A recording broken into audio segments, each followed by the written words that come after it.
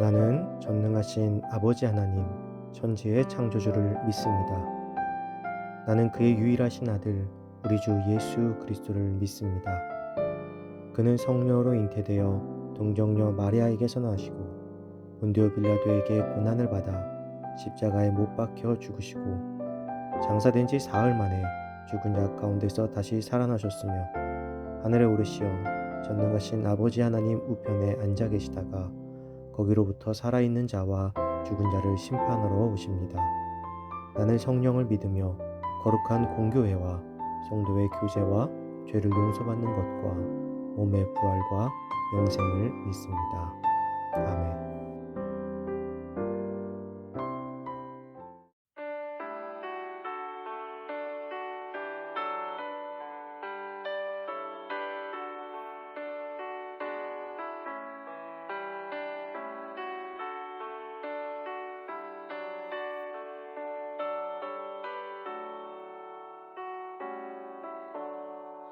날마다 주와 멀어져 흙으신 사랑 버리고 한탄한 길로 가다가 어머니 기도 못 잊어 나 집에 돌아갑니다.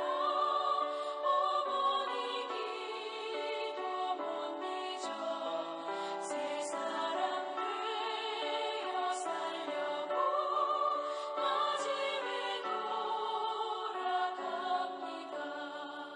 메마른 들과 험한 산 갈망을 몰라 헤매며 영죽게 된 지경에서 어머니 기도 못 잊어 나 집에 돌아갑니다. 어머니 기도 못 잊어 새 사람 되어 살려고 나 집에 돌아갑니다.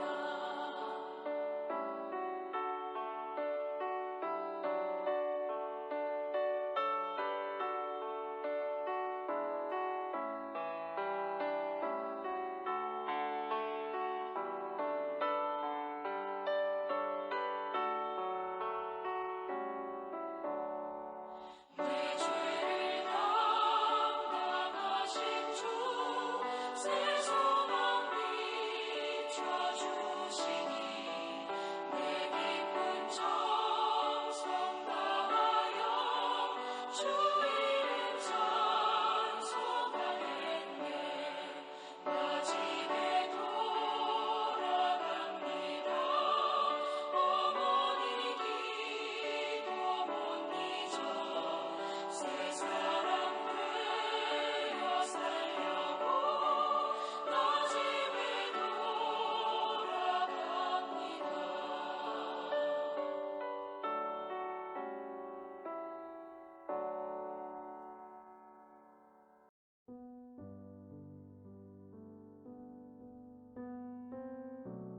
오늘 하나님께서 우리에게 주신 말씀은 사무엘하 13장 34절에서 39절입니다. 이에 압살롬은 도망하니라. 파수하는 청년이 눈을 들어 보니 보아라, 뒷산 언덕길로 여러 사람이 오는도다. 요나답이 왕께 아뢰되 보소서, 왕자들이 오나이다. 당신의 종이 말한 대로 되었나이다 하고 말을 마치자 왕자들이 이르러 소리를 높여 통곡하니 왕과 그의 모든 신하들도 심히 통곡하니라. 압살롬은 도망하여 그술왕 암미울의 아들 달메에게로 갔고 다윗은 날마다 그의 아들로 말미암아 슬퍼하니라. 압살롬이 도망하여 그술로 가서 거기에 산지 3년이라. 다윗 왕의 마음이 압살롬을 향하여 간절하니 암논은 이미 죽었으므로 왕이 위로를 받았음이더라. 아멘.